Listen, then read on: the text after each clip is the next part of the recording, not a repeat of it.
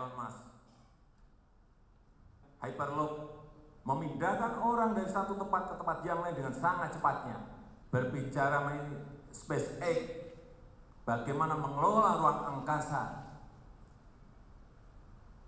agar berguna bagi manusia.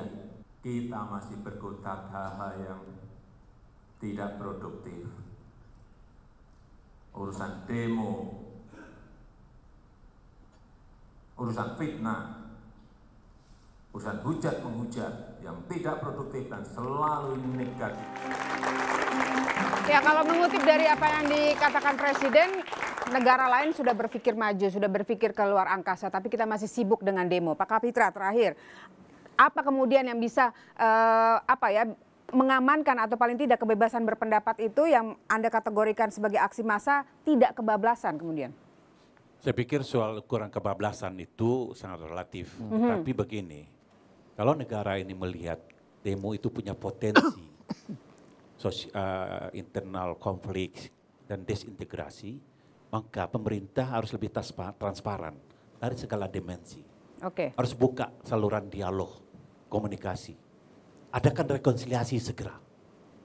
Ya, lalu duduk ke destino colibri.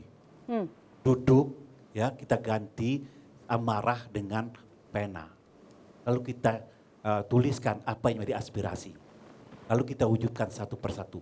Tapi tidak mungkin semuanya. Tetapi segaris besar ada saluran yang lebih elegan.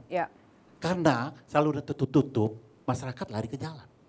Dan di jalan itu dilindungi oleh undang-undang, diprotek oleh undang-undang, itu menjadi suatu perbuatan yang legal. Baik. Ini permasalahannya. Dengan segala konsekuensi. Setiap demo pasti mengganggu ketertiban umum. Setiap kejahatan pasti melanggar hak asasi manusia. Tapi tidak semuanya berada dalam wilayah hukum yang sama. Baik. Dan selalu berbeda. Oke, baik. Terima kasih, Mbak Siti. Iya, mungkin closing statement saya hanya mengingatkan, betul, hak menyampaikan kebebasan pendapat adalah hak. Tapi dalam Undang-Undang 9 tahun 98 ada kewajiban seluruh peserta untuk menjaga keutuhan, persatuan, dan kesatuan negara. Artinya bahwa perbuatan selama aksi itu adalah jangan sampai untuk mencegah timbulnya permusuhan, kebencian, atau penghinaan terhadap suku, agama, ras, dan antar golongan masyarakat. Dalam konteks ini, maka penegakan hukum di dalam aksi-aksi demonstrasi itu juga harus tegas terhadap ujaran kebencian. Baik, oke. Mas Arief. Pak Gria atau Pak Arief dulu? Oke, silakan Devia. Kasihan waktu salaman damai. daripada kita berdemo ini. Berdemo kita. Mas Iko. Saya sangat sepakat ya dikatakan terakhir tadi. Tegas. Ya, orang-orang yang menebar kebencian, melakukan pengerusakan fasum, dan lain-lain, yang melanggar hukum ketika melakukan demonstrasi. Saya sepakat itu. Nah, tapi itu terjadi ketika kenapa kita berani demo besar? Kenapa pihak dari beliau itu besar dan kasar ya, mulai nyindir, ya kan? Dan saya juga bisa berteriak-teriak agak keras lah gitu. Karena selama ini pendahulu Pak Rikwanto, aku nggak mau menyinggung beliau gitu ya, itu kurang tegas sehingga kita berani turun banyak. Nah, saya tadi Pak ahli komunikasi. Prof Cipta. Saya langsung Google nih Pak, 15 Mei 2017. Singkat saja, Mas Iko. US Confederacy Statue Rally Sparks Online Anti-Semitism. Kebangkitannya KKK Pak. Ku Klux Klan. Masih ada demo Pak. Hate speech Pak. Oh boleh demo di Amerika? Nah, iya tadi kan tadi Pak. Masih ada. Jadi, nah KKK sampai hari ini tidak dibubarkan, ya, menjadi organisasi yang legal, tapi mengecil, ya. Yang kita kalau saya berharap FPI seperti itu, ya, karena selama ini kita ada melihat agenda agak juga kasar, nih. nyenggol-nyenggol. Oke, Kita udah baik. closing tadi kan. Nah, jadi caranya apa? Kenapa KKK menjadi kecil? Karena polisi itu tegas, Bapak. Setiap mereka membawa pentungan aja di jalan, udah ditangkep Pak. Oke, jadi kalau butuh pakai jubah ketegasan putih bawa pentungan aparat, nggak ya? ditangkep Pak. Ya, Tapi kalau ya. Ambon-Ambon bawa pentungan, Tapi kalau bawa itu ditangkep. senjata ke bandara, nggak ditangkap gimana? Oke, baik. Mas Arief, silakan. Baik. Ayah. Saya dua hal yang ingin disampaikan. Pertama adalah toleransi, karena bagaimanapun juga ini harus menjadi landasan yang penting dalam menyampaikan aspirasi. Yang kedua, saya melengkapi yang disampaikan Mbak Ami tadi, yaitu tentang hate speech. Saya pikir polisi sudah membuat surat edaran, panduannya sudah ada buat polisi untuk menindak setiap pelaku hate speech. Saya pikir seperti itu. Karena begini, jika dibiarkan maka hate speech ini akan menimbulkan kebencian. Dan jika kebencian itu tumbuh di dalam seluruh peserta aksi dari berbagai kubu, maka bangsa kita ini tidak akan pernah menuju ke persatuan. Oke, Prof. Cipta. Iya, saya kira semua pihak menyoroti polisi. Nah, saya juga makanya saya tempatkan terakhir nanti dalam closing statement. Bahwa memang Polri ini kurang tegas selama ini, Pak.